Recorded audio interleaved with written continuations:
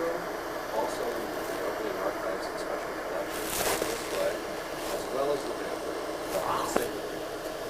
Yes, both areas will be Is your room? Oh, okay. both areas will be open.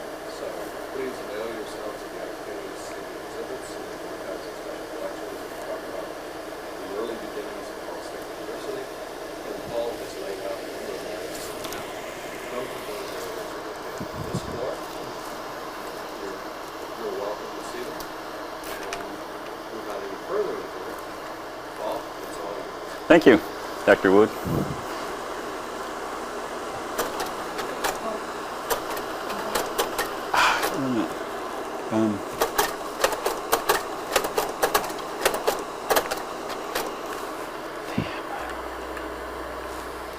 Can I have the lights in? I'm just going to be talking from slides. There should be one slide. Okay. What I want to do tonight is talk about the development of the campus at Ball State. I want to do this by showing maps and air photographs and some photographs of buildings, and also talk about some of the campus plans. And I'm also going to include some material about Ball Memorial Hospital. The first slide is from an 1885 atlas of Delaware County. It's showing part of the western sector of Muncie, and the only purpose of it is to show that nothing has been developed north of the White River. When they first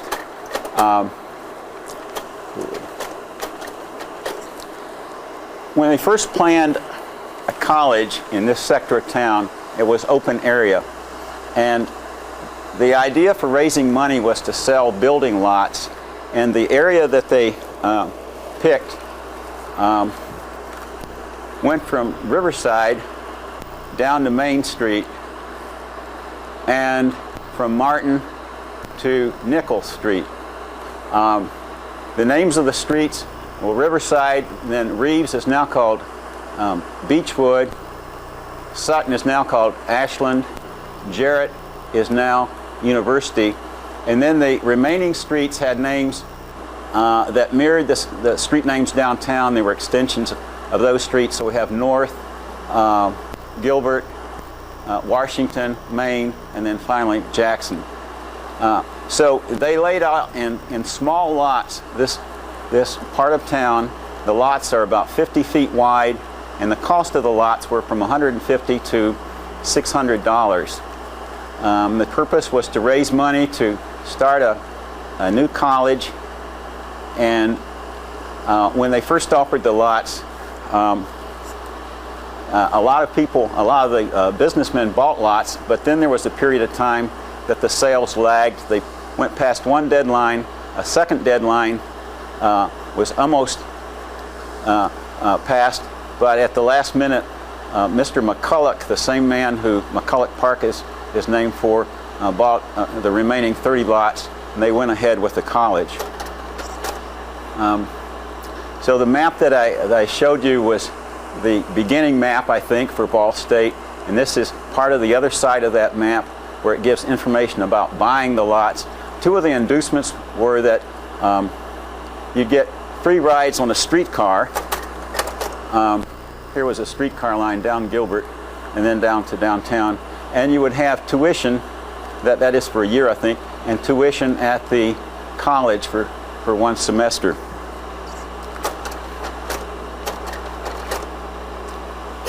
This map is from a 1911 fire insurance map of Muncie. Here's University or Jarrett. They built the administration building.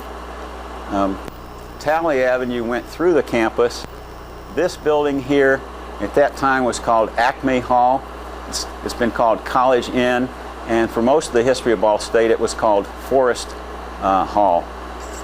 It was a women's dormitory, a frame building. So these were the only two buildings that made up Eastern Indiana Normal University. Here's an enlargement of the of that building.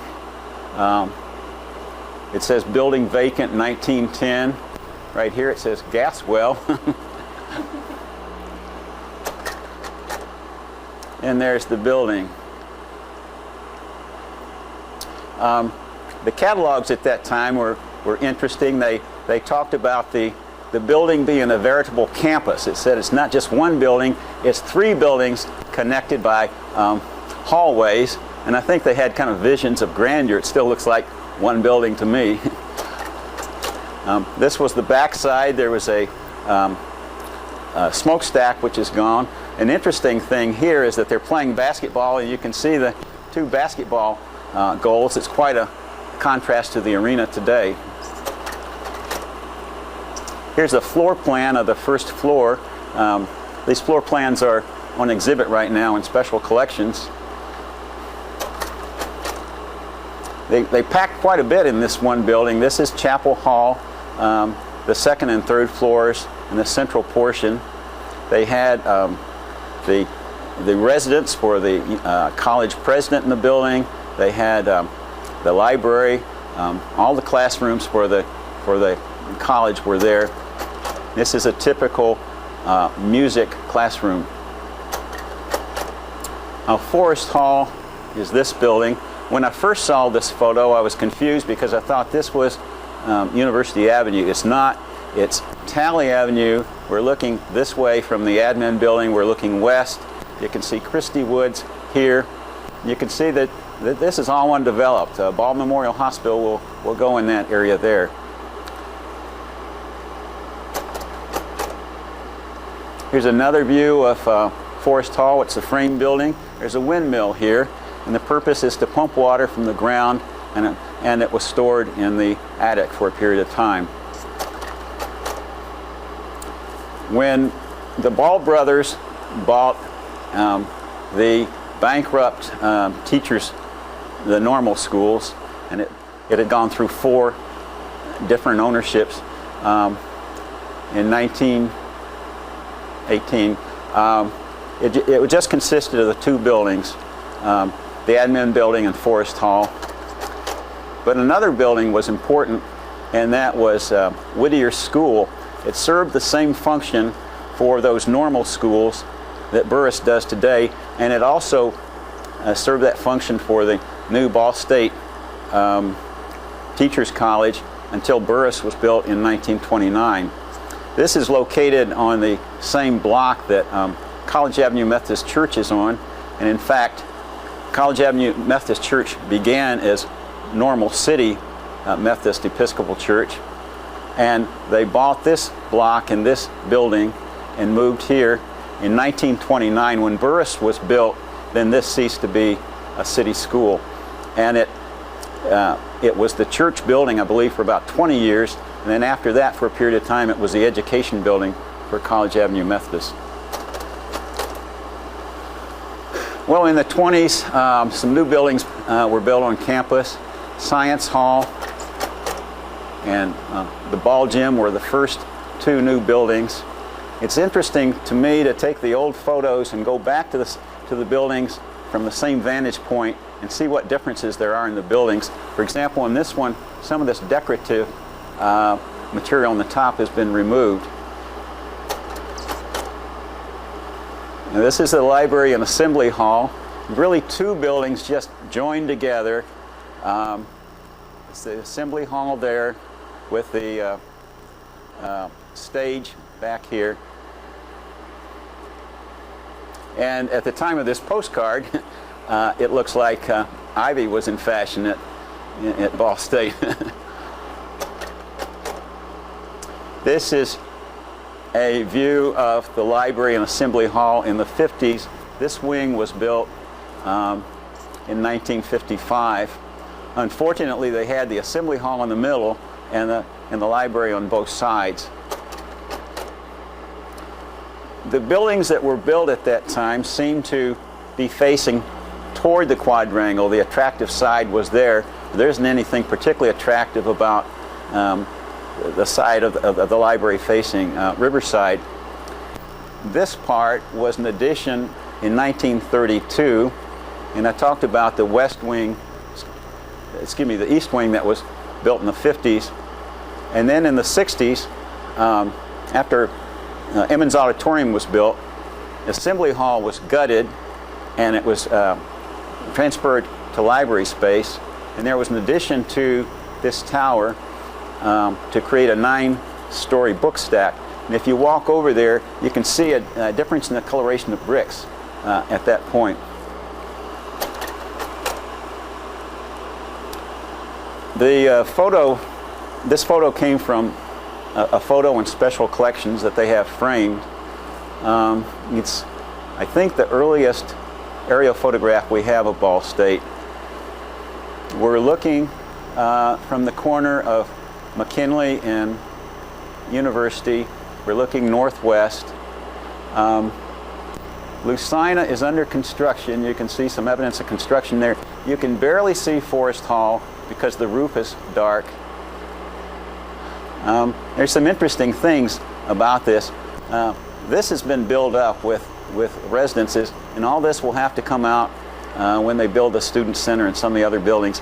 There's some evidence that Burris is about to be built in this location. So the year is about 1928. Petty is going like this, and this is what we now call Tillotson. It was called Hagedorn Road then. Westwood addition is being put in here. Some of the homes have already been built, and you can see the beginning of the street pattern for the Westwood. Some really beautiful homes in that section. But this area is undeveloped.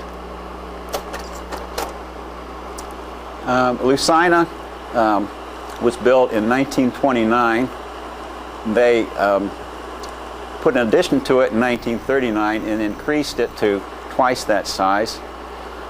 One thing I want to mention is that many of these buildings are in the Tudor Gothic architectural tradition. And some characteristics of that are the sloping roofs, the dormers that are jutting out, these little English smokestacks, and there's a number of these buildings that will have features of that type of architecture. I think this is the earliest campus map that we have. It's from the 1928 catalog, and it shows 6 buildings in the campus plus the heating plant, and number 8 is a proposed building which will become Burris. So the campus really consisted of admin, science, library assembly, ball gym, and this girls' dorm, Lucina. And Forest Hall, the second girls' dorm. You know, this map came out 1 year later. The previous map covered this area, so it's been expanded to go west to cover the athletic fields, and Christie Woods was then known as the Arboretum, and south to show Burris had just been built, or the first portion of Burris, and the hospital and had just been built. So this is 1929. Also that year there was a view book, and this strange map was in it. I don't know what to say about it.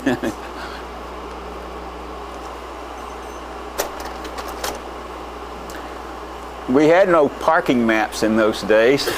There were no parking problems. You just take your Model A and park along the campus drive. There were no restrictions. You can see the smokestack of the power plant back there.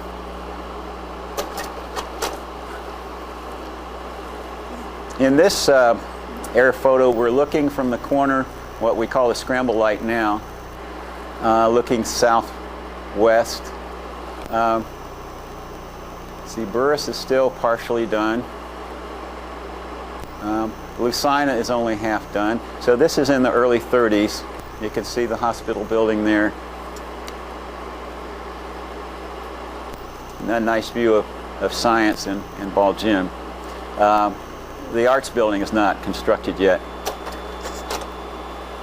but it was, and this is another building, the Tudor Gothic tradition with the sloping roofs and some of the other features that I mentioned. It's much more attractive facing into campus than it is facing Riverside. Beneficence was dedicated in 1937. The statue came to Muncie 7 years earlier than that, but it took a while during the Depression to get the funding for the landscaping. I think most of you know a lot about Beneficence. It was done by Dana Chester French. And this is the landscaping that was done with the 5 columns for the 5 Ball brothers. In this view, we're looking south down Talley Avenue. And this is the view from Talley Avenue looking toward Beneficence. I spent a little bit of time on this because I found a fascinating map in the Architecture Archives, which listed 6 possibilities for the location of Beneficence. I'm going to talk a little bit about this, then flip to another map so you can get your bearings. The base map for the one we just saw is this one again, but it was on that other one so faint you couldn't see what was happening.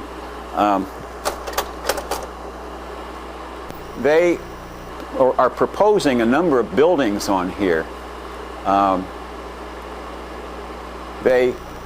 This is where the the administration building is, and they said that's recitation hall number 2, and this will be a new administration building. This is the girls' dorm Lucina, and they have X'd out Forest Hall.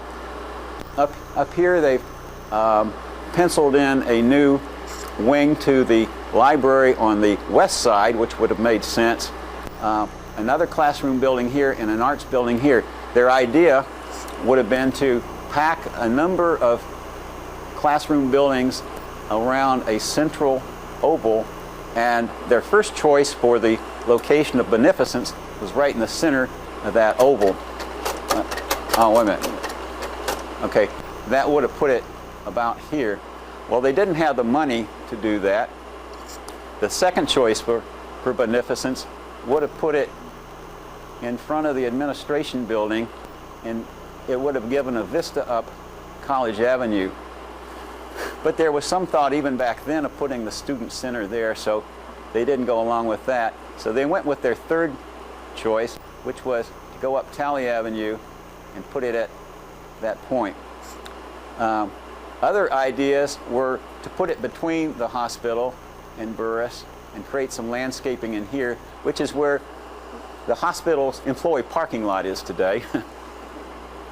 Another idea would have put it at this point between the administration building and that corner, and yet another idea would have put it right in the middle of the street, University Avenue, where it connects with College Avenue. Many of you have seen this. It's from Middletown in Transition, from the Lynn studies.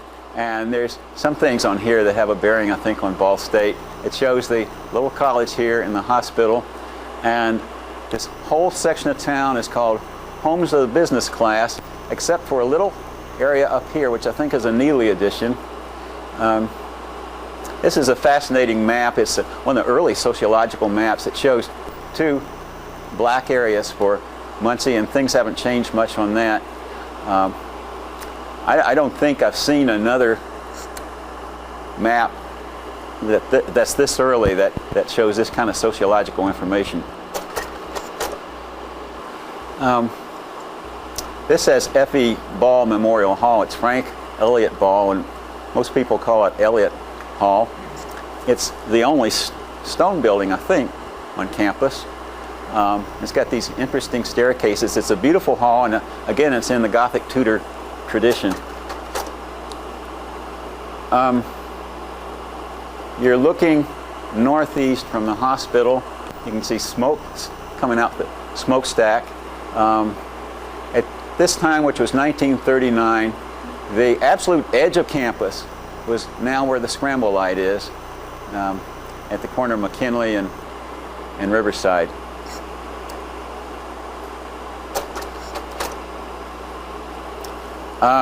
This is looking in another direction from the scramble light southwest, and I think this photo has been doctored into a very interesting postcard. And this is a beautiful postcard, but it's certainly been had some artwork done on it For example, not all the buildings were red brick. This was yellow brick, this was gray frame, and this was stone. But that would be dated from the late 30s. The art building is now in place. You can see the track, but it looks like it's been kind of airbrushed out. One thing I noticed a lack of on this photo is no cars, no people.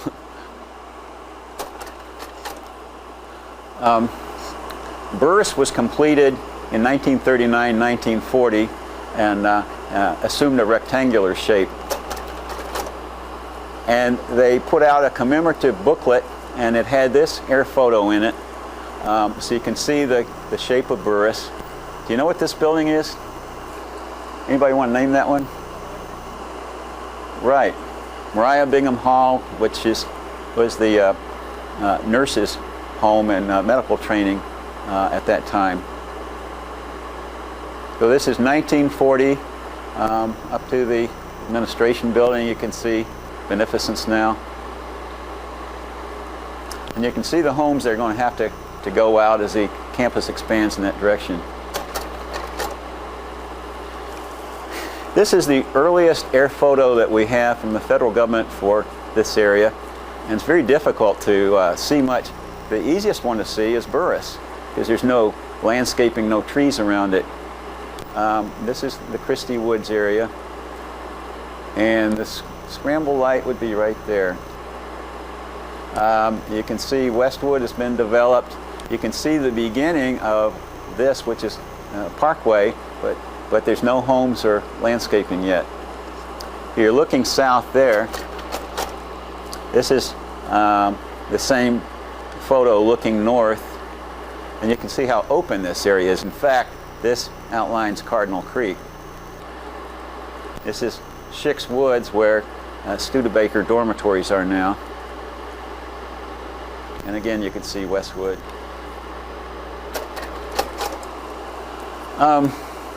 Nothing happened to change the facilities on campus for a period during World War II. There were no major buildings between the expansion of Burris in 1940 to the Practical Arts Building in 1950. But this came out at the end of the war. Ball State looks ahead, and these gray areas are suggestions for additions and future buildings.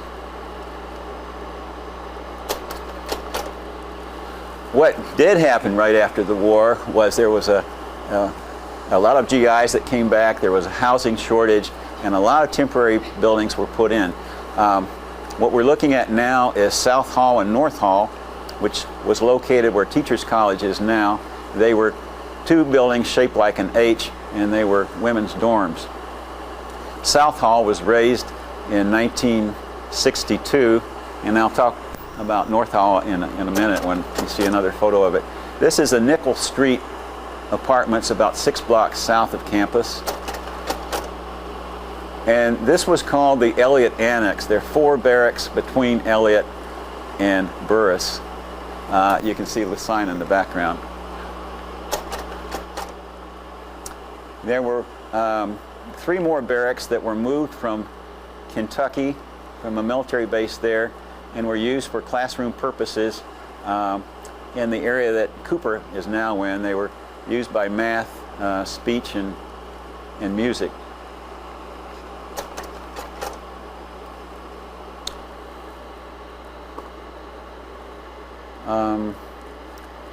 The interesting feature here is the Gilbert Street apartments.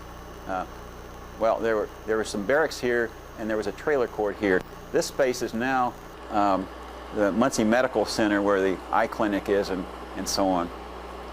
And you're looking northwest toward the administration building.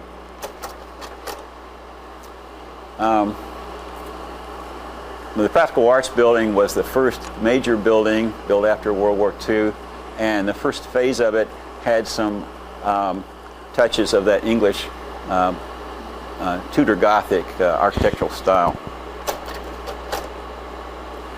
And this was a map at that time. This is showing the trailer court and barracks southwest of the hospital.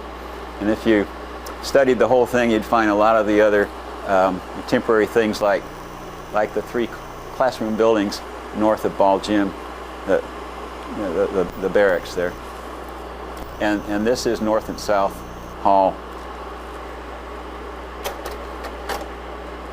This is a cute little map that was in the Cardinal Code, which is a little handbook that students got and came out in 1954. There's some funny things on it. Right here it says Squirrel Haven. And this says Prexy, so it was the home of the president at that time. They soon after purchased a new home for the president because the student center was going to expand.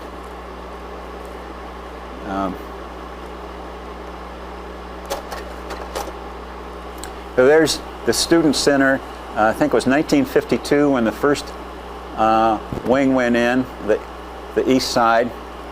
In 1959, they put in a 1-story center portion that was the Tally Ho snack area, and in 1961 they extended it to the west and also put a 2nd and 3rd floor in the central portion and built the hotel facilities and other accommodations. There's another map at the time. I don't think we can see the features very well. And another one.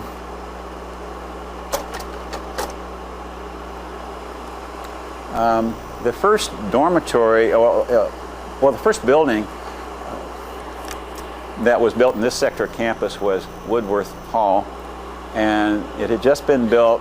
You have a nice view. A trailer court is going to go in this area here, but you can see that there's almost nothing else in this sector except for the Naval ROTC Quonset hut facility there. A new housing development went in over here, and there's some woods here which we still have between the parking lot and that housing, and Bethel goes up there. You can see First Presbyterian Church right there. We have the fire insurance maps for Muncie. Although this says 1954, it's really 56. That shows Woodworth Hall, the first wing of the what will become the Emmons Auditorium Complex. That was a music building, and the Presbyterian Church. These maps show every building at the time that the maps are produced. For example, this shows the village area. This is University Avenue, and these are the buildings in the village in 1956. This photo, I think, is 1953. This, among a number of others, was loaned to me by Jeff Kinker, and he's got a very nice collection of some of this material. One interesting thing is that on one corner there's 3 service stations. It seemed to me that the village never did keep pace with the university as far as growing and developing to serve the students. We're looking east from Ball Gym in the mid-50s. One interesting thing is you can see, in addition to Ball Gym, where they added a swimming pool and some classrooms. This is the music building, and the English building is under construction at that point. This is a really nice photograph looking straight north. College Avenue Methodist Church is here, and that's the old Whittier School. You look straight north up College Avenue to the admin building, but it's about to be blocked by the Student Center expansion. Got 2 bookends here, the music building and the English building, and then you can see the open space north of it.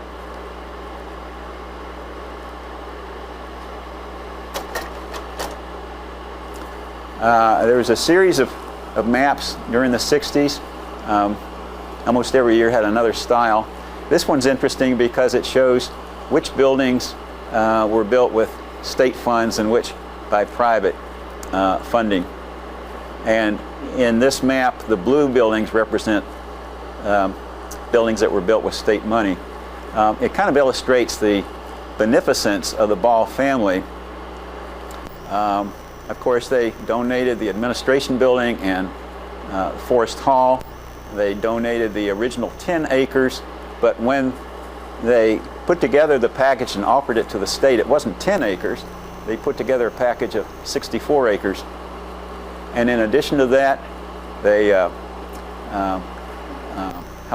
they built a Ball gymnasium, a dormitory for women, Lucina, a dormitory for men, Elliott, the art gallery within the art building. In addition, they built a number of buildings for Ball Memorial Hospital, including the first 4 buildings. And of course, they've donated the E.F. and Bertha C. Ball building on Minnetrista Boulevard. Now we're into the 60s, and a number of new buildings are being built, such as what was then called the men's gymnasium. Another map, this was also showing buildings from state funds and other funds. Here's a view of the administration building and, the Emmons Auditorium and the 2 buildings framing it. This was from about 1964. And another version. This one shows parking lots in gray, and it shows that there wasn't a great amount of parking at that time.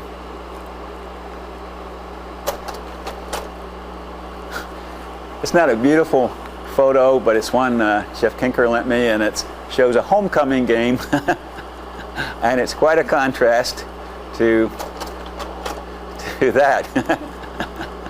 But I haven't seen something like that, but it's hard to imagine that field could support a major football team. And then they had a baseball complex just west of it.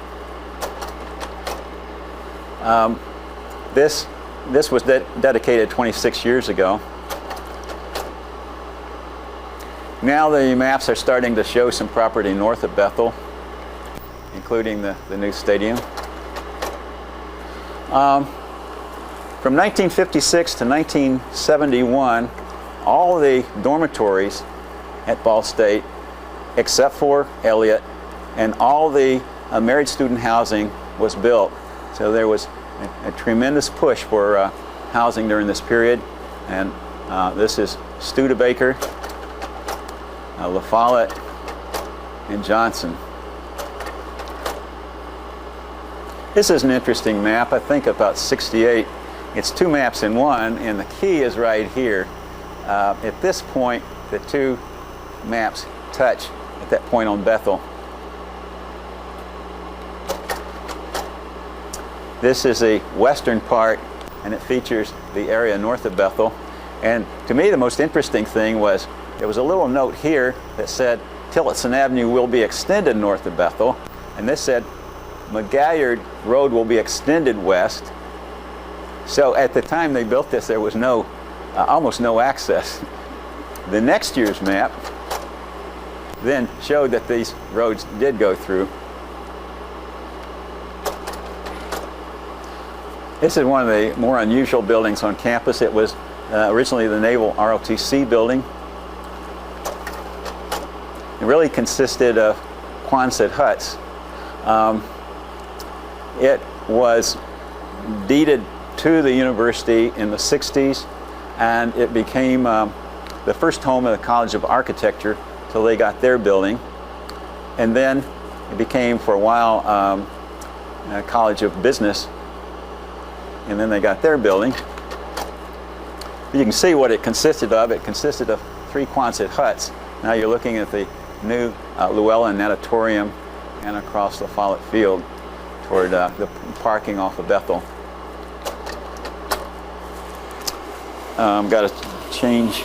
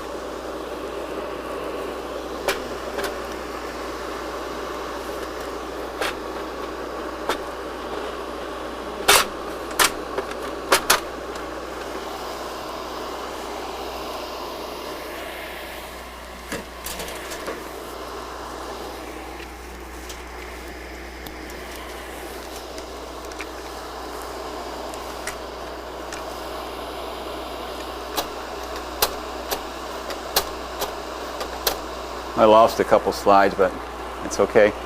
Teachers College was built in 1970. This is an unusual view, I think, of three contrasting architectural styles. This was the Home Management House, which is now the Office of Research and Graduate School, and then the Practical Arts Building and Teachers College. I mentioned North Hall before. The South Hall was raised in 1962. North Hall was attached to Teachers College, and an end was taken off, and it became an annex to the Teachers College. And this building was raised in 1980. This is a map from the mid-70s, and you can see there's more activity north of Bethel with Scheidler. This is the first phase of the architecture building. You can see the construction site for Bracken, and that's a further view. Bracken took quite a bit of space.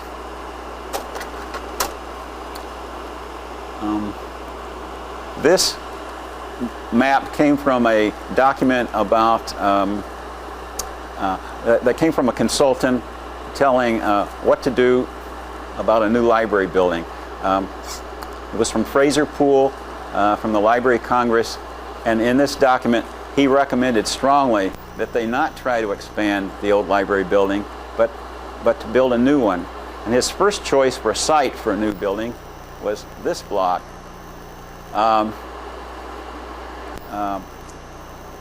The problem with this block was there were 14 parcels of land on it, and only 3 were owned by the university. So he thought this was the most practical place to put the library building. I came in 1976, 1 year after Bracken opened, and I had a window on the north side of the library, and I could look out here and watch the band practice. That didn't last very long because Whitinger, the construction started for that in 1979, and then they began landscaping that whole area. Let's see if I can.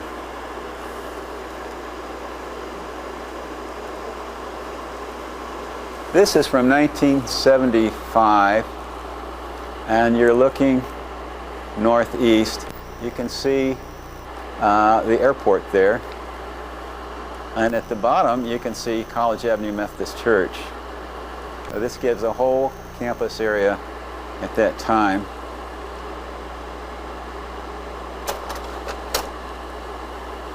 This was taken at the same time, and this time you're looking northwest. And the most fascinating thing about this photo is this point here is a corner of Bethel and McGalliard, and there's nothing there. So all the development in this area has happened in the last 15 or 20 years.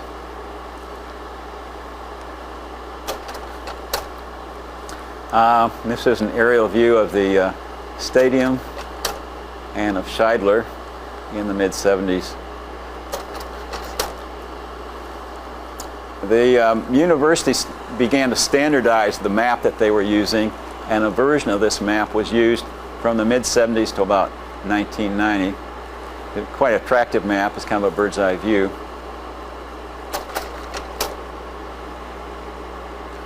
This photo has to be 1980. You can see right here that North Hall has just been raised. No addition has been added to the architecture building, and Whitinger is complete. It's an unusual view looking west from Studebaker. You're seeing Studebaker looking over Neuer and Whitinger. And this area here now has some private homes. I mean, at the time of the photo, it has private homes. Now it has the Bell and Ball buildings along there. One unusual set of maps is from the fire department. This is dated 1985. People don't know these maps exist. You know that they're extremely detailed, they show every lot. For example, if a fireman was told there's a fire at a car in lot C, he would know where it was. To show how detailed they were, this is a map of Scheidler, and on the facing page it has each building number, and it tells the apartment numbers and the street numbers for each one. So we have these maps for the entire city, and it's a great locational tool. This is in the same series of maps that the map that I said was standardized. This is from I think 1989. This is a view looking, well, you're looking down McKinley that way, and you can see there's some construction for the new Health and Physical Activities building. This is taken at the same time, this time looking north, and it gives a good example of the new quadrangle area. There's 5 buildings in place for the quadrangle, and the 6th would be here, and I think it's a shame that this beautiful grove of trees will have to go, but I'm sure we'll find a good purpose for that. This is a postcard that's been available, and it's pretty easy to date because there's construction for the physical activities building, and landscaping has been done, or an improvement has been done to the parking lot off of Bethel, but only part of it, and this part hasn't been done yet. I found this at a convenience store in the village. We were just looking at that parking lot. Again, it hasn't been finished because this is to be done yet. Here's McKinley, and there's some wings of Johnson Hall. There's Bethel. The interesting thing, I think, is there's a buffer here. So if you drive by there, this is what you see.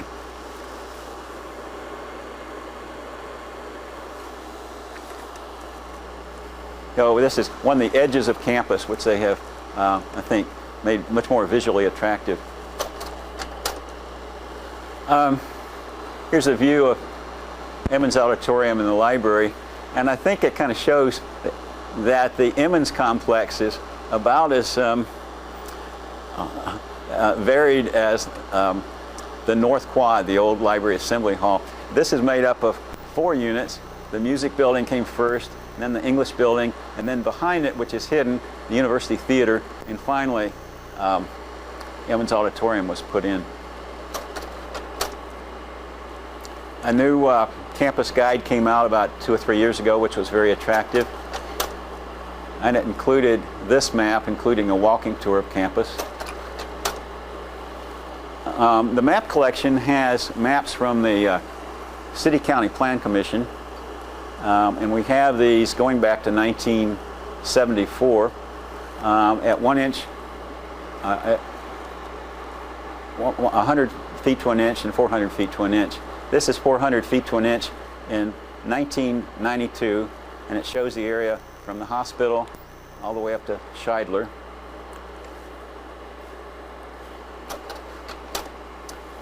This is 1 inch to 100 feet, and this is the core area now with Bracken Library there. Again, 1 inch to 100 feet. And this is a parking lot east of the arena, and you can see the amount of landscaping involved. And in a photo like that, you can count the cars, and these are great maps to find your own home on, and we have a complete set. Now this is the latest parking map. I want to say a little bit about the hospital. I think there's a lot of parallels between the hospital and Ball State. They both originated from the beneficence of the Ball family. They have a kind of common location, and they have other things in common. For example, the training of nurses. This is the original hospital building. Maria Bingham Hall in the laundry building, 1928 or 29. Here's a postcard of that original building. It's a beautiful building. This is the east side, the side facing Burris, and the entrance was here, and the emergency room entrance was over here. The east side had these bay windows, but the west side did not, because they were thinking about expanding in that direction. It's not a very good photograph, but you can see the layout, the hospital, the laundry room, the Mariah Bingham Hall for nurses, and the incomplete Burris here, and the athletic fields over there for Ball State. In the 50s, they needed to expand, and they built a wing to the west, a 7-story addition. It's under construction here. Oh, in the background also there's Elliott Hall and Wagner's under construction, so that's 1957. And it's complete at this point, and the new entrance to the hospital is over there instead of there where it was before. But you can still see the H-shaped old hospital building. This is a new building, well, not new. This building was built in 1937, and it was the Edmund Burke Ball Memorial Medical Building. That's a view looking toward the hospital, and you can also see the athletic fields at Ball State at the time, and the West Wing. This came from a postcard that Jeff Kenker has in his collection, and at this time they now have a West Wing and a 6-story East Wing.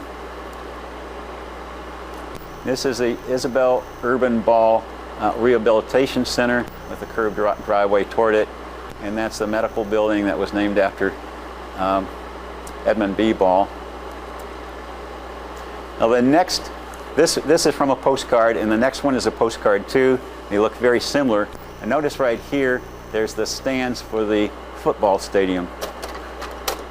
Now in this one, the stands are gone, and it looks like the landscaping has developed a lot more. I'm not sure when I look at that whether this is a later view or whether it's simply a redrawing from that, because here the landscaping looks like it's just been put in, and and that looks a little too perfect with the shadows and so on. But that's 1971. This is a view looking west from the hospital grounds toward Burris and these two dormitories. The North Tower was built in 1979. When they built the North Tower, they had to destroy the northern part of the original hospital building, which is a shame. This map was handed out when the North Tower was opened. Now you can see the North Tower and the East Wing.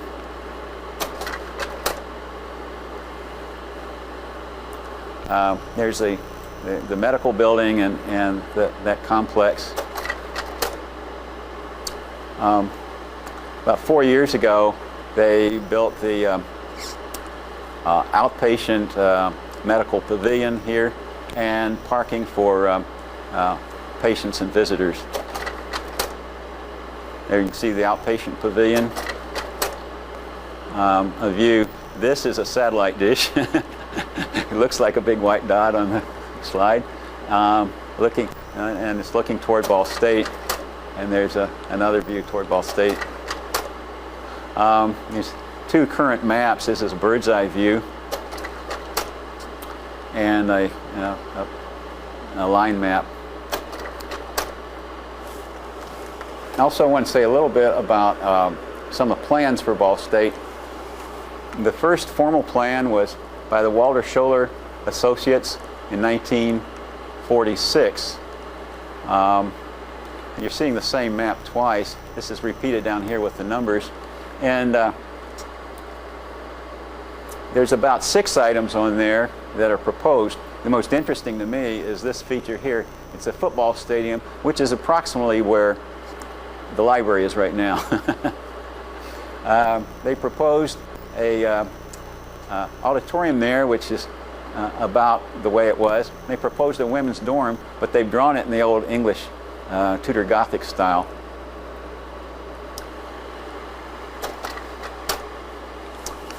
Well,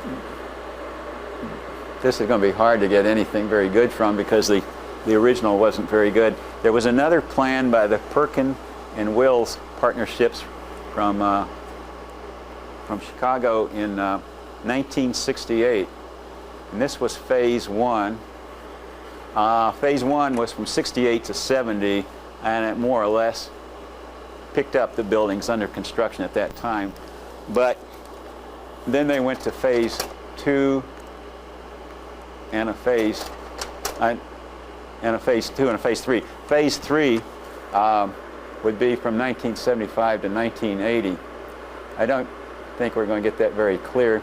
There's a couple of interesting things here. There's a cluster of buildings down here, and I think it's on the possibility that a medical school might come to Ball State.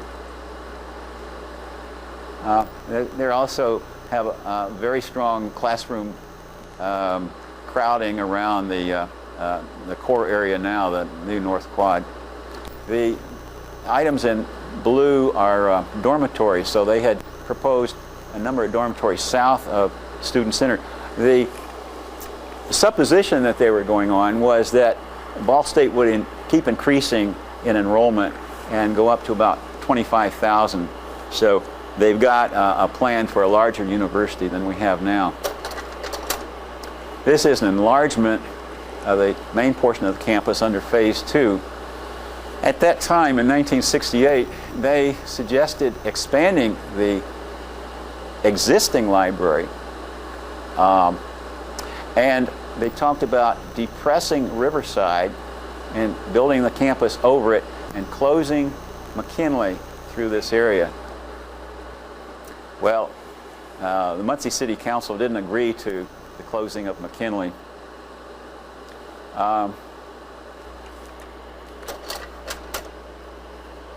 They came up with a supplemental plan in 1970. This is to show what existed in the North Academic Core. Here's a scramble light. And in their revision, they've changed the location of the library to here so that it would cross McKinley, but it wouldn't be down where the scramble light is. There was another plan that I think was done internally at Ball State about 1974. I don't know if you can read that or not. The feature here is for an ice skating rink, which I thought was interesting. They proposed 3 buildings in this athletic complex. They were going to expand what they called the men's gymnasium and have an outdoor swimming pool. This would be a women's gymnasium. I'm glad that they've gotten away from that concept.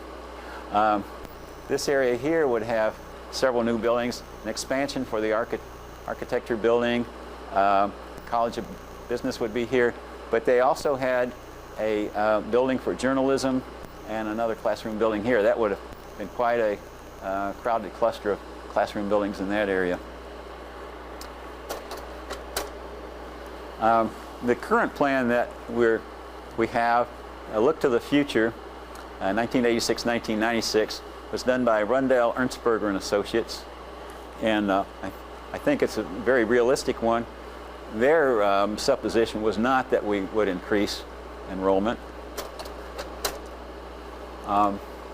This is a view of their plan. I've got a copy of it in the map collection. There's not a lot of new buildings there, but they did put a lot of emphasis on improving the appearance of the university, and a lot of things that are in that plan are actually going into effect. And this is the core area There's Whitinger, and this is where the new fountain is going in. They would not close off McKinley according to the plan, but they would make it more pedestrian friendly. And that's another view of that current plan. There's one other thing I wanted to mention, and that's the growth of this side of town. This is the earliest topographic map that we have for Muncie. It's 1952, and you can see that this is what Ball State amounts to. And there's so much open space in this area. Now the next slide will be framed exactly like this one. And you can see how much development has gone on and how much Ball State itself has grown and the hospital complex. That's the conclusion of the slides.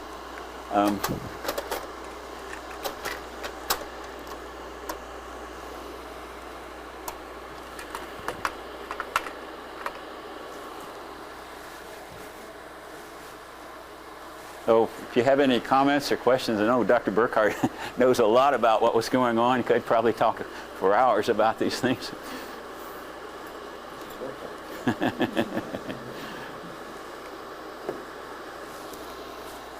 I had home economics in the third floor of that building, and I remember the bookstore downstairs. The administration building? You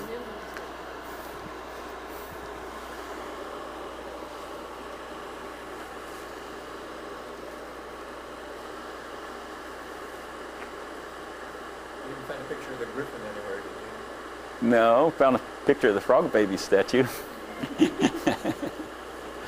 Practical Arts Building was being built first. Now, in front of it is a round ball, big round ball. The original design called for a beautiful English Gothic bird, like a gargoyle. It took them a long time to get it up there. In the meantime, everybody walked by and took how tremendously big that is, how ugly it is. Was it on top of the building? It wouldn't have seemed so big or seemed so ugly. Well, public opinion. The griffin disappeared. And none of the representing put on the top of the wall.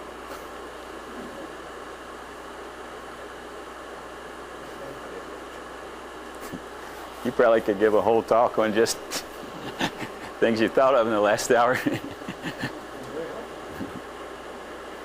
when was the ad building?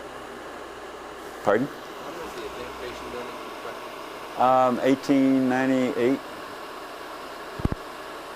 In Forest Hall, soon after that. What was the date of the picture of the kids playing? I think that was Muncie National Institute or Muncie Normal Institute. It had two names, so that would have been about 1915.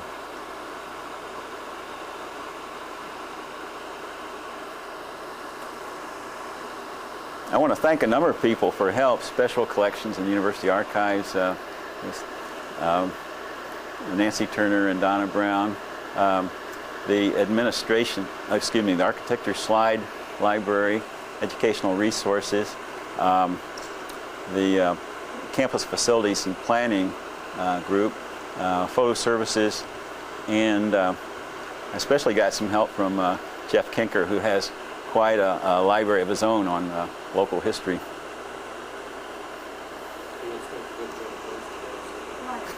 Right. Paul, thank you very much. Ladies and gentlemen,